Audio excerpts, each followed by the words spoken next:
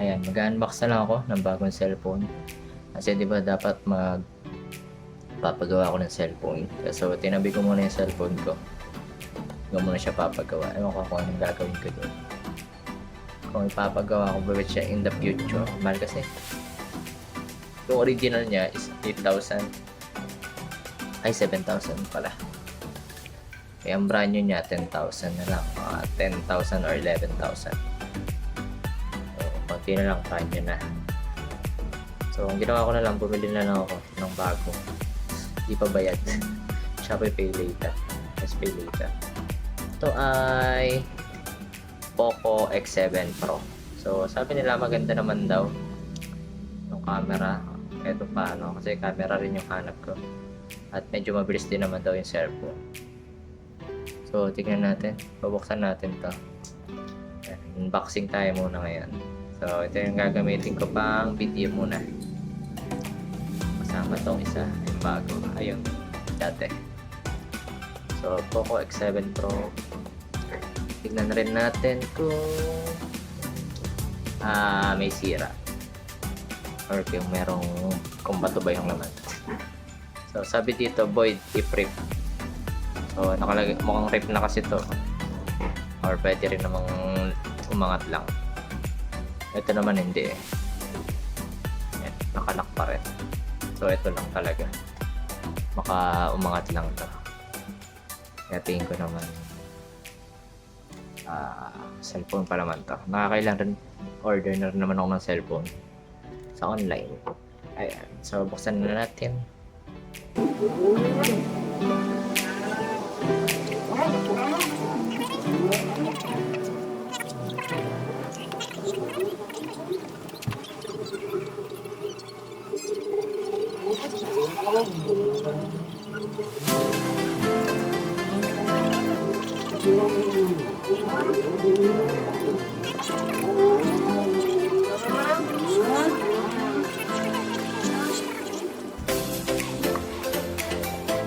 Shopee Mall rin naman. Ayan. So, Poco X7 Pro. Ayan. Unboxing pa. Ayan. Ito siya.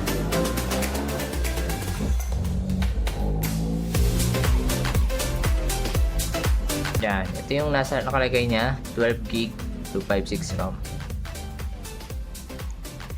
Tapos, yung black yung pinili ko. So, okay sana rin yung yellow tsaka ano eh. Ayan, kita nyo yung serial Okay rin sana yung yellow tsaka yung black na color niya. Pero pinili ko black para hindi na lang masyadong pansinin. So, ayan, tabi muna natin. Meron ditong resibo. Ayan, resibo.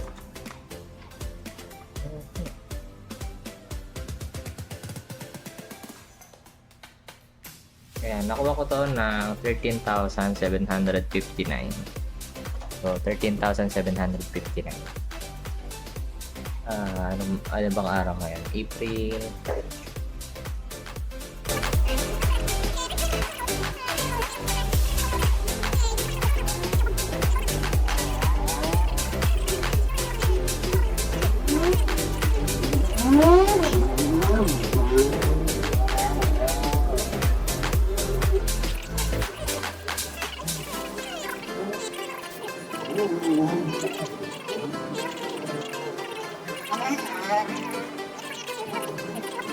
Year or next year. Kasi kung nasiraan ulit tayo, edi bibili na naman ulit. So, ang laman ito, ano to? May ejector SIM. Ayan. SIM ejector. Tapos mayroong manual. So, bihira naman bumabasa ng manual. Ayan. Pero meron pa rin naman bumabasa na ilan. Ako dati masipag ako magbasa ng manual. So, kahit makapal yung manual, binabasa ko siya. Nalala ko kasi yung unang cellphone ko eh. Ay, yung unang motor ko. So, Honda Beat yun. First time ko magka-motor. Kaya, binasa ko talaga yung manual. Pero ngayon kasi, video. So, okay lang rin naman. So, ito yung manual pa rin yan.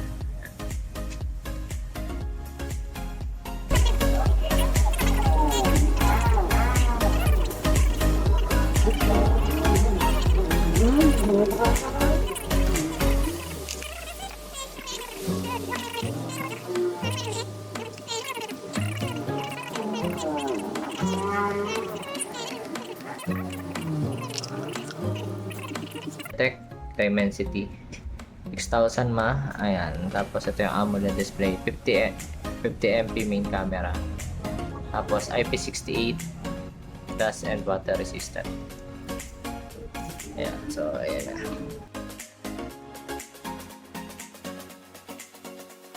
Mas mabigat lang siya compare sa Realme 12 Plus ko. Ayan. Yung camera niya, halos pareho nitong Realme 10. Itong gamit ko sa pag-video. Halos same sila ng camera. Dalawang camera lang na, ayan, dalawang bilog. Tapos, ayan, sa camera kasi hinahanap ko yung merong OIS. So, para stabilize pa rin yung video. OIS tsaka EIS, stabilization. So, ito yung port niya. Meron siya, ayan, kita ba? Hindi ko lang kung nakikita eh. Ayan. USB-C, tapos lagay ng SIM card, speaker. Tapos sa taas, ayan lang siya. Bakit naman ang video ko? Edit ko na lang ito. So, ayan, power on. Tapos, normal na cellphone naman. Normal lang. Standard. Wala masyadong pindutan. Power button lang, tsaka volume. So, Poco, Android, ayan na. Bumukas naman, okay naman, ang Shopee. At wala tayo naging problema. Ayan, lagi naman tayo, wala naman tayo masyadong naging problema kay Shopee. Sa pagbili ng phone. So, hindi na tayo masyado natatakot dyan sa Shopee. Xiaomi Hyper iOS. Next. So, ito, English. Yung ano lang niya, screen, parang ano, iba. Parang malagkit. Parang, baka dahil bago pa. O baka sa screen protector. May screen protector. Hindi ko sure kung may screen protector, pero parang meron naman. Ayan, nakikita ko eh. Siguro dahil bago pa, parang iba kasi yung hawak sa bago eh, sa normal mo nang ginagamit.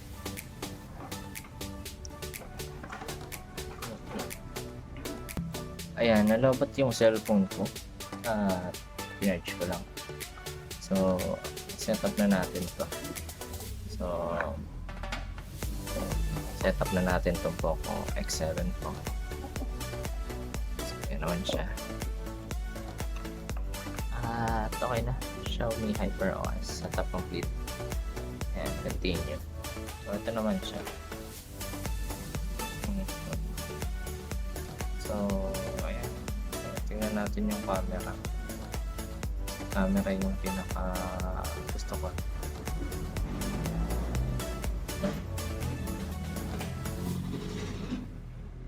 Kasi pang gaming daw to, kasi hindi mo ako masyado naglalaro.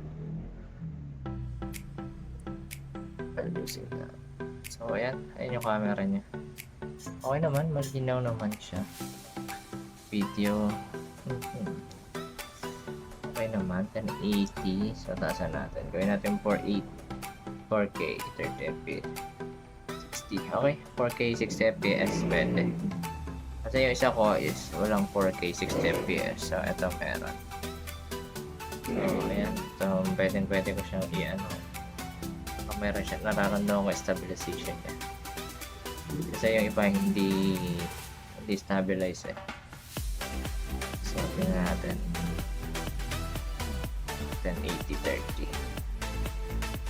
So sa video, kaya naman pa yung mga mode niya. Ito, exposure, slow mo, edit, director mode. So tingnan natin yung edit. Hindi, edit mo lang pala. Dual video, 50MP. 50MP. Ito na 50MP yung gagamitin. Okay naman siya. Ganda. Ganda naman ang camera. And so, hindi ko lang alam kung paano gamitin ito eh. So, may paano ba iba ko?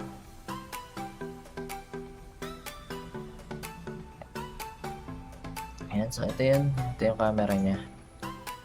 So, ayan, maganda naman. Check that photo. Then photo.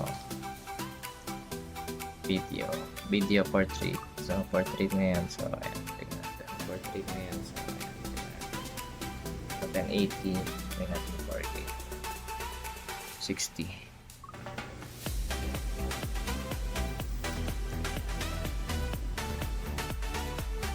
Try natin ang landscape para maganda. Nalagay ko na lang dito yung video. So, okay naman siya.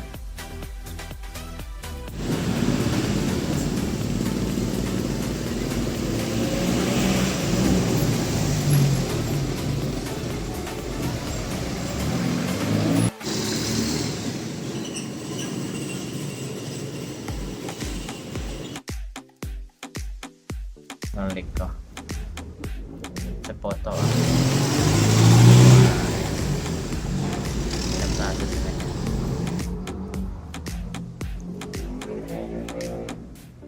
So, parang may delay eh. Or baka dahil may tunog lang. So, yeah, may professional mode naman siya. Ayan, may mga preset rin. Okay ito, may mga preset. So, pwede kang mag-professional mode. Naka-preset. Okay naman to. Baba. So, ito siya. Ang dami lang daw bloatware to. So, sabi ng ibang mga nag-review, may mga apps daw to na hindi dapat naka-install. So, ano ba? Ito, KineMaster. Hindi ko naman tayo install eh. Ayan. So, uninstall na lang natin ito.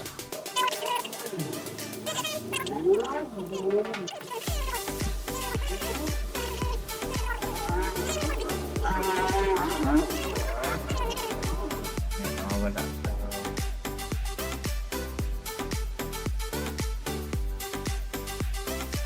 Parang sa cellphone no, na nahawakan ko. Kasi marami na rin ako cellphone na hawakan na mga mid-range kasi ito eh.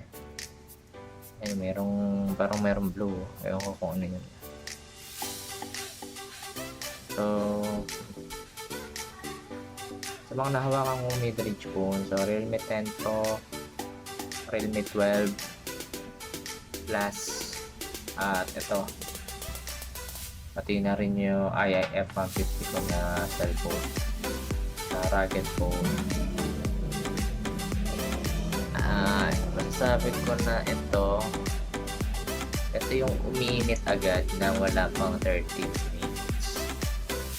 So, nararamdaman ko na agad yung init niya. Parang meron siyang hot. Hindi naman sobrang init, pero alam mo yung nararamdaman mo na may mainit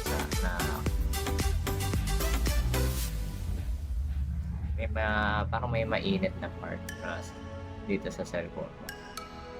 So, ayan, may nagbo-blur rin siya. Hindi ko alam kung ano para saan yan. Nag-update pa. Pero restart ko lang muna. Tapos check ko kung iinit pa rin siya. Hawakan ko tong cellphone kung ginagamit kong pang live. Pang video. Mainit rin naman pala. Ito kasi okay lang mainit kasi ginagamit ko pang video tapos nakasaksak pa yan, naka-charge. Pero ito wala pa naman akong application na ginagamit. So, posibleng wala rin dito yung kakasimula pa lang ng setup niya. So, baka nagda-download pa ng application nag-update. Ayan, may mga download na application eh. Or ina-update na system. So, isa yun. Ayan o. May mga ina-update. So, baka dahil dito, kaya umiinit.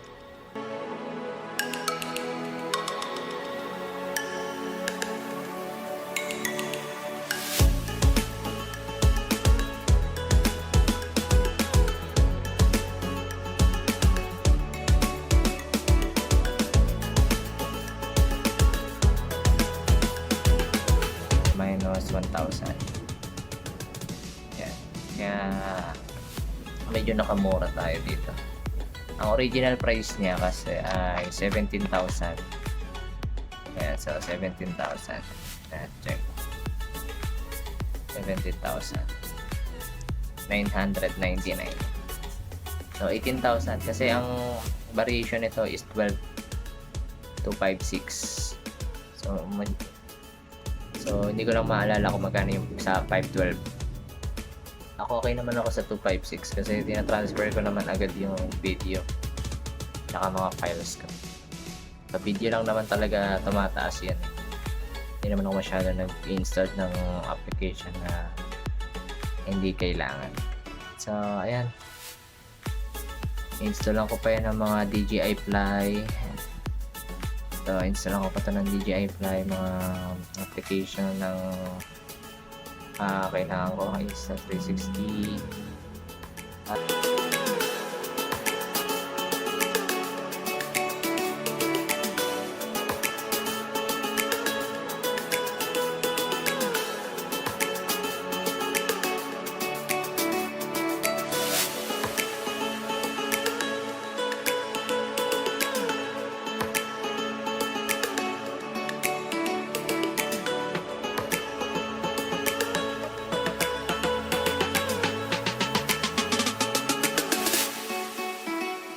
years kasi mas malalakas na yung cellphone after 2 years.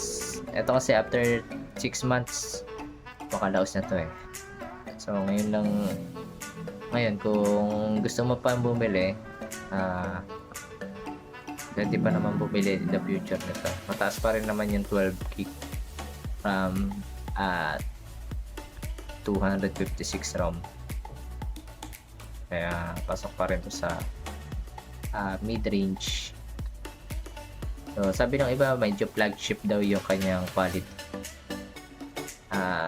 Ayan, testingin natin kung talagang pang flagship yung kanyang output, kasi hanggat hindi ko to natetesting sa pag video, pag cellphone mag-capture, hindi ko masabi yung flagship daw kasi yung isang gaming.